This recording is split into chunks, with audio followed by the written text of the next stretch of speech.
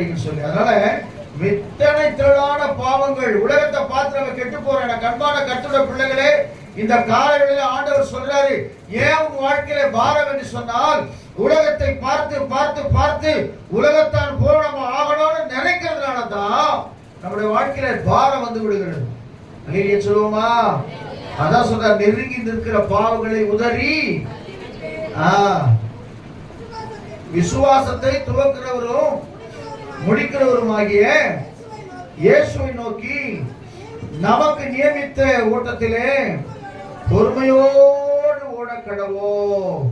அல்லேலூயா சொல்லுவோமா? ரொம்ப அவசரம் வேணாம். உனக்கு ஒரு நாளை கர்த்தர் வச்சுக்கிறார். ஏற்ற காலத்திலே அவர் உங்களை உயர்த்தும்படிக்கு ஒரு பலத்த கைக்குள்ள அடங்கி இருந்தா போதும். உங்களை உயர்த்திடுவார் கர்த்தர். உங்களை உயர்த்த நினைச்சாருன்னா எங்க தான் தூக்கிடுவார். அல்லேலூயா சொல்லுவோமா? உன்னை உயர்த்தணும்னு கர்த்தர் ஆரம்பிச்சாருன்னா